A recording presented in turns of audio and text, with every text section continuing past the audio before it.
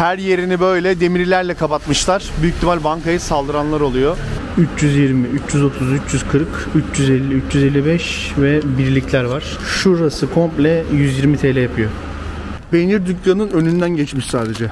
Ermeni Caddesi Beyrut'ta. Ermenistan'ın Karabağ'da tanıdığı işgalci devletin bayrakları var burada. Sağlı sollu görüyorsunuzdur. Burada da yine Türkiye kin. Burada Azerbaycan'a kin var. Mahallenin birçok yerinde Türkiye ve Azerbaycan'a inanılmaz kin var. Kur'an okumuş galiba.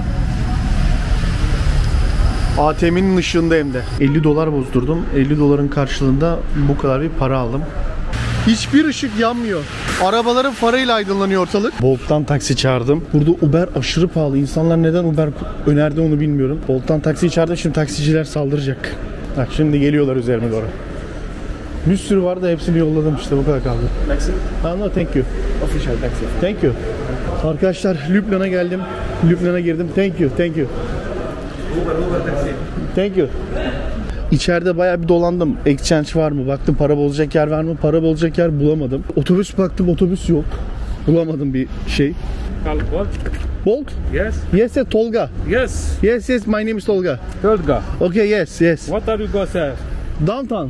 Downtown. Yes. 200 parking. Neyse hadi gideyim bari. Okay. Şimdi diyor ki otopark da paralı dedi. Normalde ya baş ederim de şimdi zaman kaybetmeyeyim hadi. Normalde ne kadar tutuyordu biliyor musunuz? Parayı bozabilseydim 6 dolar tutacaktı. 10 dolar vereceğiz. Back. Okay, no problem. Şuraya. Market diyor, yiyor bizi ama hadi neyse, uğraşmayayım şimdi ya, basın gideyim. 28. ülkem Lübnan'a giriş yaptım. Şimdi şehir merkezine doğru ilerliyorum. Bugün pazar. Bakalım parayı nerede bozabilirim. Dayı onu da sorarız. Bak normalde mesela ne diyor? 526.000 Lübnan parası, lirası. Bunu da 90'a bölüyorsun. Şu an kur 90'da. Böldüğün zaman 6 dolar falan çıkıyor. Şimdi benden 4 dolar fazla istedi. Ya dedi işte otoparka vereceğim falan dedi. Bilmiyorum ben, belki 4 dolar mıdır harbiden otopark ama artık ama gidelim de 10 dolara şehir merkezine atacağız kendimizi işte.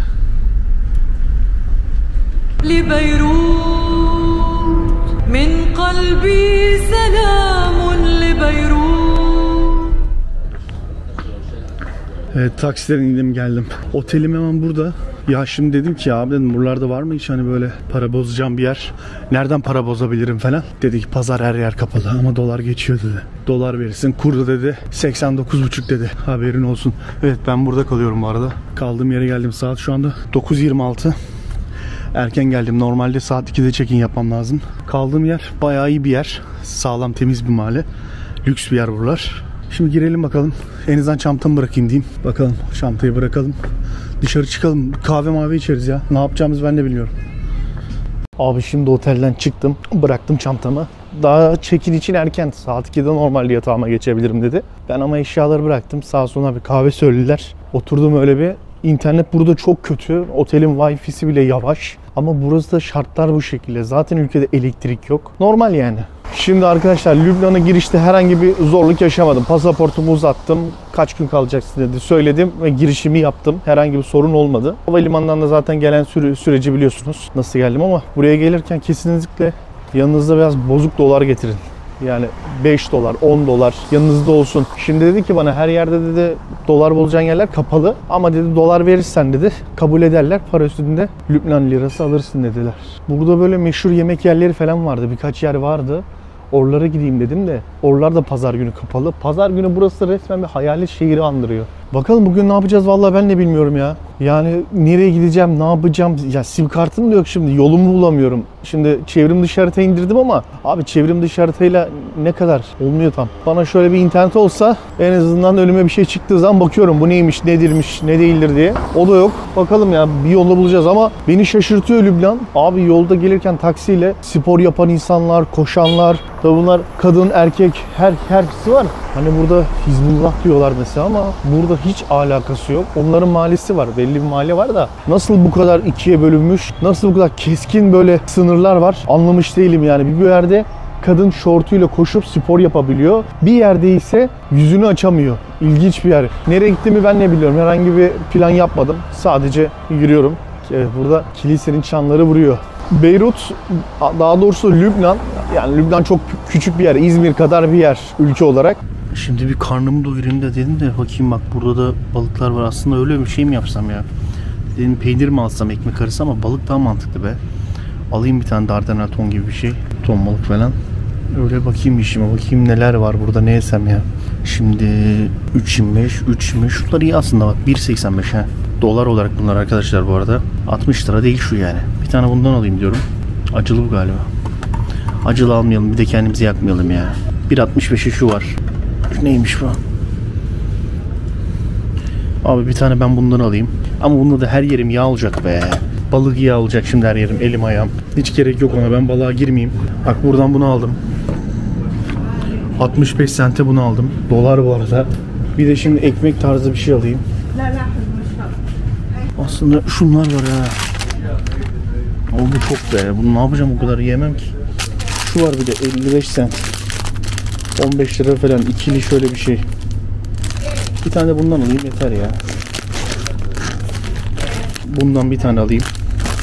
Bir de peynir alayım. Yeter canım, bununla doyururuz karnımızı. Şehrin birçok yeri böyle virane. Bu arada marketten aldım.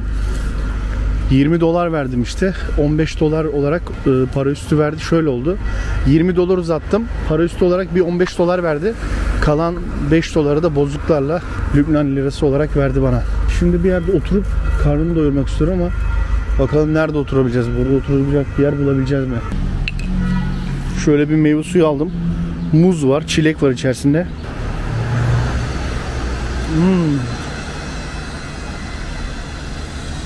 Oo bayağı iyiymiş ya.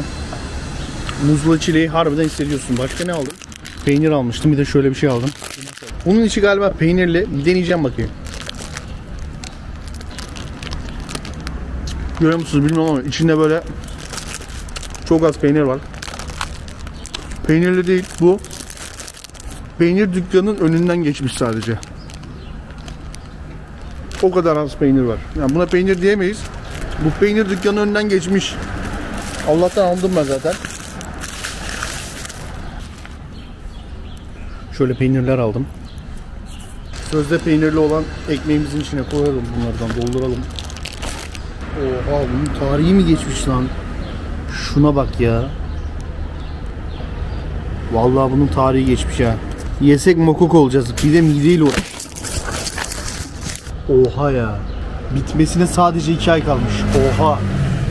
Bu çok kötü kokuyor bitmesi. Ben nasıl SKT'ye bakmadım? Ha, benim hatam işte. SKT'ye bakmadım. Hepsi öyle değil ama ya. Neyse, çok güvenemeyeceğim peynire. Peynir biraz benim gözümden düştü. Büyük ihtimal o peyniri yemeyeceğim. Benim salaklığım. SKT'ye bakmadım. Şimdi baktım da 2023'ün Mart'ında gelmiş. 2024'ün Mart'ında bitiyor. Kaç aydır bekliyor. Yani Lübnan'da aslında durumu böyle de anlatabiliriz. Kaç aydır o rafta satılmamış. Yıl daha doğrusu. Neredeyse bir yıl olacak. Abi ekonomik kriz burada öyle bir hale gelmiş ki şu elimde tuttuğum paralar 120 TL yapıyor. Bak paraları gösteriyorum şimdi size. Şu 100.000 banknot, 100.000, 200.000, 300.000, 320, 330, 340, 350, 355 ve birlikler var. Şurası komple 120 TL yapıyor.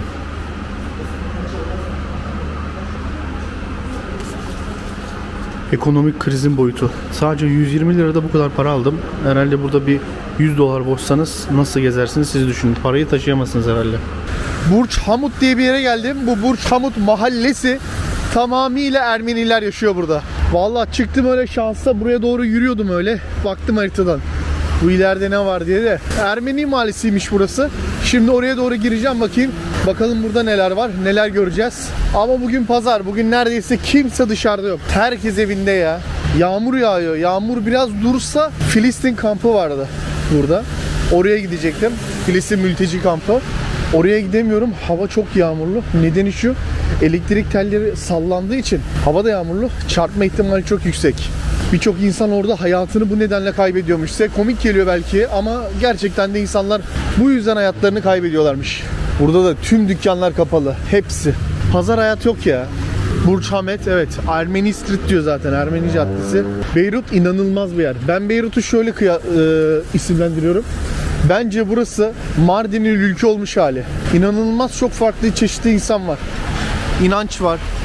Bakın Ermeni Caddesi Beyrut'ta. Yağmur da yağıyor. Kamerayı çok çıkaramıyorum. Ara ara çıkarmaya çalışıyorum işte böyle yağmur durdukça. Ve kötü bir haber. Ben burada olduğum sürece yağmur yağacak. Hava durumuna baktım. Burada bir hafta yağmur var ya. Burada bir ırkçılık görür müyüz? Ben Türk'üm desem bir sorun yaşar mıyız bilemiyorum. Zaten her yerde kapalı. Çok diyaloğa da giremiyorum. Tabelalara bakıyorum da her yer Ermeni isimlere. Hissediyorsunuz yani Ermeni mahallesine geldiğinizde. Burada tabelalara bakıyorum da Ermenice tabelalar da var.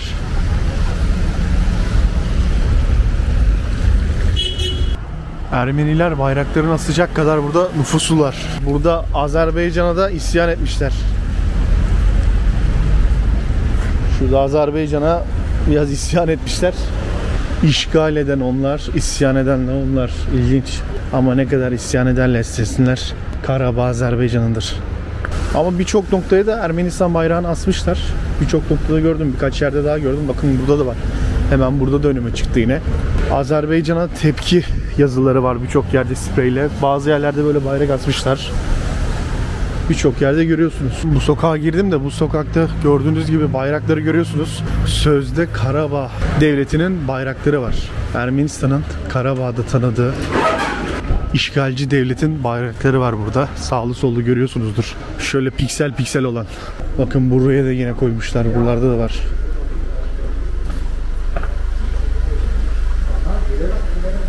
Beyrut'un resmen bu bölgesi inanılmaz fazla Ermenistanlı var. Şurada yine konsoloslukları mı var? Ne var bilmiyorum. Şöyle bir şey var karşıda. Fazla da çekmek istemiyorum şimdi. Adamların direkt merkezi yerlerini kameraya alıyorum. Şimdi yanlış anlaşılacak. Zaten bölge oldukça karışık. Kimin eli kimin cebinde belli değil. Bir yandan aşırı İslamcılar, bir yandan Hristiyanlar, bir yandan Ermeniler. Ya burası ne bileyim çok karışık ya. Hem dini hem milli gruplar var burada. Neyse buradan çıkıyorum bu mahalleden. Şimdi Beyrut'un farklı mahallelerine devam edeceğim. Birçok yerde böyle spreyli yazılar var.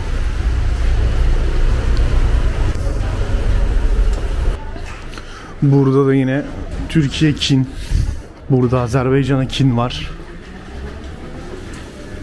Mahallenin birçok yerinde Türkiye ve Azerbaycan'a inanılmaz kin var. Şurada bir tapınak gibi bir şey var.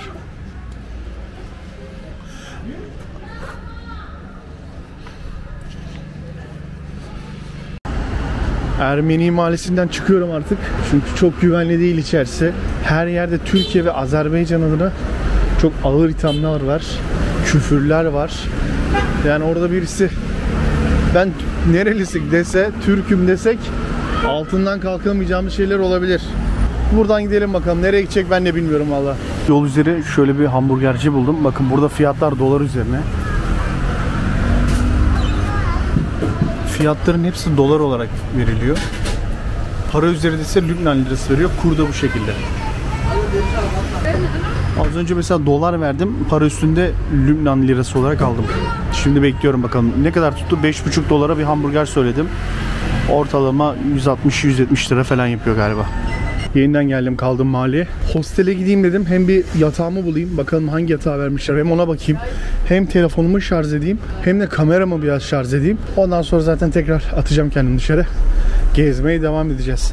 Bu kaldığım yer oldukça iyi, güvenli ve elit bir yer diyebilirim bu semt için.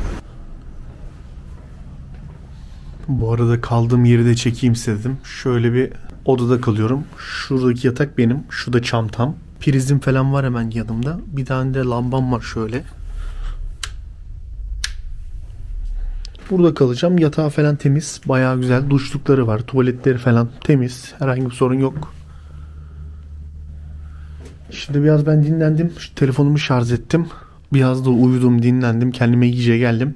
Şimdi tekrardan dışarı çıkıyorum bakalım. Hamra bölgesine gideceğim. Wi-Fi'm yok yani internetim yok. Hala bir sim kart almadım. Kaldığım otelin internetini kullanıyorum şu an hala. Şimdi otelin internetiyle bir tane taksi çağıracağım. Ondan sonra da Hamra diye bir yere doğru gideceğim.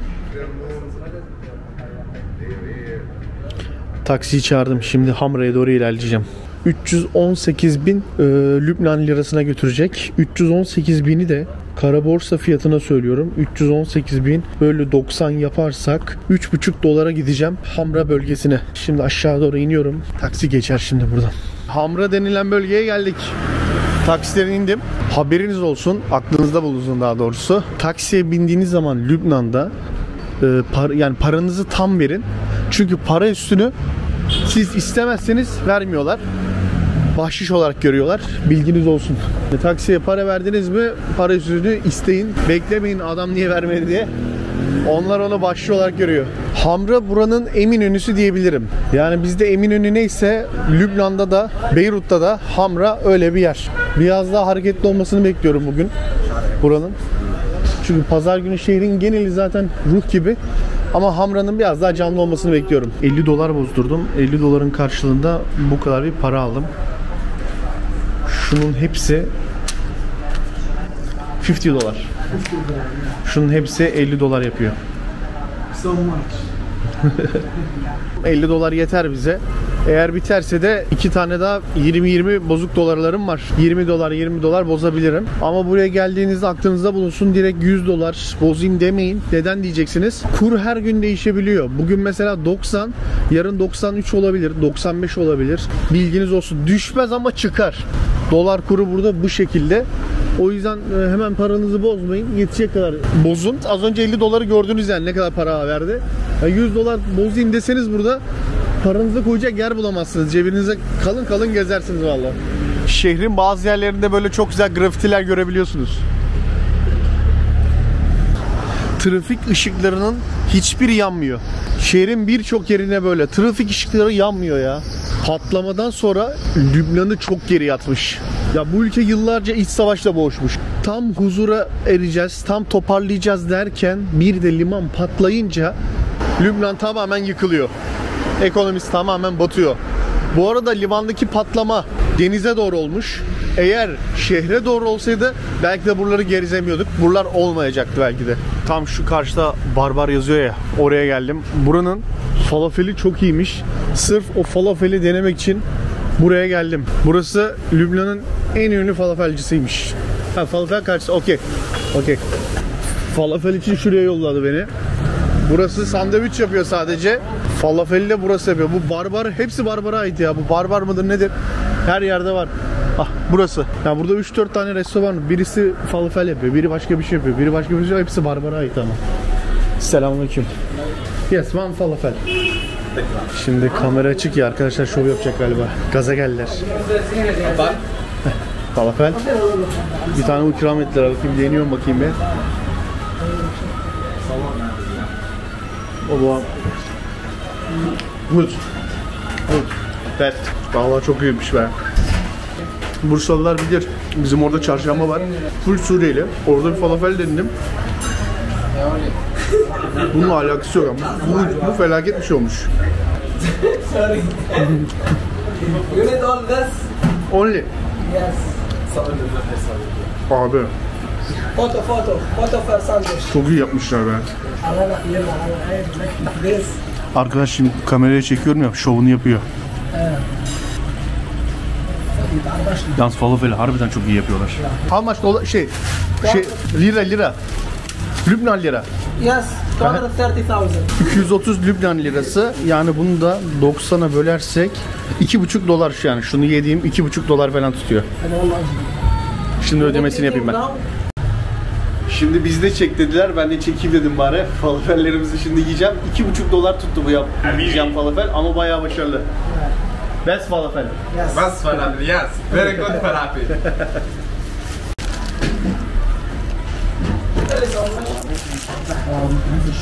Abi bak çok iyi yapmışlar. Lübnan'a gelirseniz bunu kesinlikle yiyin ya. Burada yiyin ama göstereceğim şimdi yerine. Adı Barbar. Hani diyorlar ya, iman varsa imkan vardır diye. Bakın burada bir kardeşimiz, bir arkadaşımız Kur'an okumuş galiba. ATM'nin ışığında hem de. Bu arada havayı da kararttık. Akşam oldu. Bakın ışıklar, gördüğünüz şu ışıklar falan var ya, bunlar hep etraftaki esnafın kendi ışıkları, jeneratörleri, kendi tamamen aydınlatmayı sağlıyorlar, kendileri sağlıyorlar. Sokak lambalarını görüyor musunuz? Şunlar hep sokak lambaları. Sokak lambalarının hepsi kapalı. Elektrik yok. Devletin verdiği bir elektrik yok ama halk kendi kendine bu şekilde aydınlatmaya çalışıyor. Hemen karşıda da bakın ne var? Beyrut Bankası var. Beyrut Bankası'nın kapılarını görüyor musunuz? Bilmiyorum. Yakınlaştırayım size biraz. Beyrut Bankası'nın kapılarında her yerini böyle demirlerle kapatmışlar. Büyük ihtimal bankaya saldıranlar oluyor. Bu nedenle kapattıklarını düşünüyorum. Çünkü birçok insan parasını alamamış bankadan. Bankaya parasını yatırıyor ama bankadan parasını alamıyor. Yağmur etkisini iyice arttırdı. Bende şemsiye de yok. Çıkamıyorum. Kaldım öyle ya. Bir yerden şemsiyeci bulsam alacağım. Bizde hemen böyle yağmurlarda işportacılar ortaya çıkar. Hemen şemsiyeyi çıkarırlar. Burada yok abi şemsiye memsiye. Hiçbir şey bulamıyorum ya. Ve yağmur durmuyor. Kamerayı da çıkaramıyorum. Yolda yürüyemiyorum da. Kameram su oluyor. Tam zıtlıklar ülkesi ya. Ya bir şu apartmana bakar mısınız? Kapısında güvenliği, ışıklandırması, peyzajı. Bir de burada öyle yerler var ki insanlar her gece yatağa belki de aç giriyor. Bir de öyle yerler var burada. Gerçekten çok zıtlıklar yeri. Yani zengini gerçekten buranın çok zengin ya. Öyle arabalar gördüm ki korvetler, morvetler. Ama bir yandan da çok büyük fakirlik var. Yani çok zıtlıklar ülkesi. Şu an sokak kapkaranlık. Bakın hiçbir ışık yanmıyor. Arabaların farıyla aydınlanıyor ortalık. Görüyor musunuz? Sokaklar simsiyah. Şu an sadece saat 6. Geç değil arkadaşlar saat. Ve her yer kapkaranlık. Bakın 6'da değil ya. Saate bakar mısınız? 5:33. Ve ortalık böyle. Her yer kapkaranlık. Hiçbir yerde bir sokak lambası, ışık yok. Caddelerde dükkanlar kendileri aydınlatıyorsa aydınlatıyor. Aydınlatmıyorsa orası kapkaranlık. Mesela bak bu abi kendini aydınlatmış. Büyük ihtimal bu abinin jeneratörü var demek ki. Baksanıza buranın girişinde asker bekliyor. Şöyle de bir kapalı bir giriş var. Şey yapmışlar. Bura bayağı bir korunaklı. Girişinde asker bekliyor. Ve benim elimde kamera olduğu zaman bayağı bana bir tip bakıyorlar. Acaba bunu burayı niye çekiyor? Haklılar tabii. Bulunduğumuz bölge oldukça riskli bir bölge. Sadece sokak lambaları değil, trafik lambaları da yanmıyor. Hadi gündüz yanmıyor, gece yansın bari değil mi? Gece de yanmıyor. Yani Beyrut'ta elektrik çok yüksek bir problem. Hatta Lübnan'da daha doğrusu diyeyim. Yani Beyrut'ta böyleyse durum, Lübnan'ın diğer yerlerini düşünemiyorum. Burada da kocaman bir kilise var ama karanlıktan şu an görünmüyor. Şimdi biraz daha downtown'a doğru ilerleyeceğim. Biraz daha zengin bir semte doğru ilerleyeceğim. Bakalım orada ışık var mı? Yani bu da çok ilginç değil mi ya? Trafik ışıklarına sen elektrik vermiyorsun. Ama şöyle bir şey elektrik verilmiş. Bilmiyorum, belki bunu kilise karşılıyordur. Çünkü hemen şurası kilise. Belki onun jeneratöründen alıyordur. Bilemiyorum ama. Yani böyle bir saçmalık da var. Ortalık kapkaranlık. Ama bunda ışık var. Bakın karşılar çok zengin değil. Sıradan yerler. Hiç ışık yok. Sokak lambaları bile yanmıyor. Bir de aşağı bakın. Buradan aşağı itibaren downtown'a ilerliyorsunuz ve ışıkları görüyor musunuz? Sokak lambaları nasıl yanıyor? Aşağısı oldukça zengin bir semt ve zengin semte indikçe ışık var. Evler de çok lüks ve ışıl ışıl. Gökdelenler falan da var burada. Vallahi her yerin bak, sokak lambaları bakın nasıl yakıyorlar. Demek ki yakabiliyorlarmış. Sınıf ayrımı Beyrut'ta inanılmaz hissediliyor. Burası mesela oldukça lüks bir semt. Burada ağaçları bile ışıklandırmışlar. Sokak lambaları da yanıyor. Tüm evlerde yeteri kadar enerji de var, elektrik de var. Burası Beyrut'un en zengin semtlerinden bir tanesi. Adı Downtown diye geçiyor. Downtown büyük bir mahalle burası. Daha zenginlerin olduğu yerler de var burada, böyle kale gibi evler var. İyice havayı kararttık. İyice dedin de saat şu anda 7 oldu yani. En fazla bu ama buralar hep dükkan. Size şurayı göstereyim. Ama pazar gününe mi özel? Yarın da geleceğim buralara. Bakın dükkanların hepsi kapalı. Hepsi. Yani bir de öyle kapatmamışlar. Öyle önlem alanlar var ki mesela şurası bakın. Görüyor musunuz? Çelikten kapatmış. Yani inanılmaz bir şey yapmış. Güvenlik önlemi almış. Tamamen çelik gibi bir şey kullanmış bu. Bazıları cam ama diğerlerinde bir şey yok tabi. Bu herhalde önemli bir şeyler var bununla. Demek istediğim kimse yok. Her yer bomboş. Ya pazara denk geldik, kötü oldu ya. Kusura bakmayın, size de böyle her yeri çekip anlatamadım yani. Çünkü her yer bomboş. Bakalım bundan sonraki videoda daha iyi yerlere gideceğim. Bugün ilk günümüzdü. Biliyorsunuz uçaktan in gel. Yeni bir ülke, yeni bir şehir. Tanımak falan biraz zamanımı aldı. Bir de burası çok istikrar bir ülkesi. Yani nereden ne çıkacağı hiç belli olmuyor ya.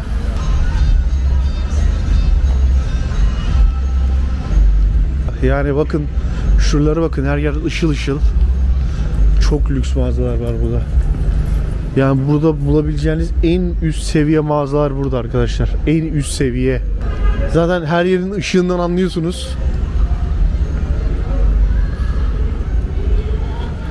Bir bakıyorsunuz bir sokakta, bir mahallede alkol alınıyor, barlar var. Bir mahalleye gidiyorsunuz, bir bakıyorsunuz mahallede Hizbullah var. Ne alkolü? Hizbullah oluyor. Yani acayip bir yer burası. Bakın burada Rolex'in mağazası var. Rolex'in kepeklerini görüyor musunuz? Çelikten kepek yapmış adamlar. Bazı büyük mağazalar böyle, Hermes de böyleydi. O da inanılmaz önlemler almıştı. Yani halk yağmalayabilir korkusuyla mağazalar bazen inanılmaz önlemler alabiliyor. Bunun gibi birçok mağaza var. Abi şimdi benim otelin olduğu yere geldim. Bir rahatlama geldi. Çünkü o kadar karanlık ki yer. Simsiyah. Yani üzerimde de yüklü bir para var. Yani ne olur ne olmaz çünkü burada kart geçmiyor. Ya bir şey olur. Çünkü İsrail'le biliyorsunuz Lübnan bu aralar çatışıyor. Yanıma yaklaşık $1000 yakın bir para aldım. Nedeni şu. Olur da hani İsrail Lübnan'a vurursa, havalimanını falan vurursa, bir uçuş falan olmazsa burada kalmak zorundayım. En azından dedim beni idare edecek bir para alayım yanıma. $1000 alayım. Ne olur ne olmaz. Ondan dolayı $1000'la geziyorum burada. O yüzden de çok karanlık yerlere gidince insan çekiniyor. Hani ürperiyor lan. Patlayabiliriz her an, Allah korusun. Çünkü Lübnan burası arkadaşlar. Burada $1 bile değeri çok büyük. Ama oturduğum yer, kaldığım yer ışıl ışıl. Oldukça iyi. Kaldığım, konaklama yaptığım yerde de bu arada elektrik problemi de yok. O yüzden güzel yani buralar. Sorunsuz. Sim kart işini yarına bıraktım. Yarın saat 8'den 3'e kadar açık. Alfa diye bir telekom markası. Alfa'ya gideceğim. Alfa'da sim kartımı alacağım. Çünkü esnafa soruyorsun hani sim kart satıyor onlar. Sana $35 diyor ya. $35 diyor sim kartı. $35 burada neler yapılıyor biliyorlar mı acaba? Dedim en iyisi yarın gideyim ben. Bizzat sim kart şirketinin bizzat yerine gideyim dedim. Bak burada bir de güzel bir pizzacı var. Ama karnım tok ya. Falafel falan yedim. Yalnız şunu da gözlemledim arkadaşlar. Mesela burada diyoruz yani işte İsrail, şu anda İsrail mesela güney sınırına asker yığmış. Lübnan'ın güneyine asker yığmış. Her an girebilir, her an vurabilir olayı var. Güneyde Hizbullah çok güçlü. Hizbullah güneyde çok etkili. Hizbullah'ın yerlerini vurabilir diyorlar. Belli olmaz, geçen şehir merkezinde Hizbullah'ın bir yetkilisini vurdular. Şu an buraya bir bomba düşmenin bir garantisi yok ama sanki hiç bu adamların böyle bir riski yokmuş. Sanki hiçbir böyle bir sorun yokmuş gibi herkes çok rahat. Yani ya insanlar artık alışmış ya da insanlar buranın vurulmayacağını düşünüyor, bilmiyorum. Ama çok rahatlar ya. Bu arada polis hiç görmedim. Sadece buraya asker gördüm. Lübnan ordusu. Genelde şehrin güvenliğini Lübnan ordusu sağlıyor. Askeri hiçbir yerde görmedim desem yeridir.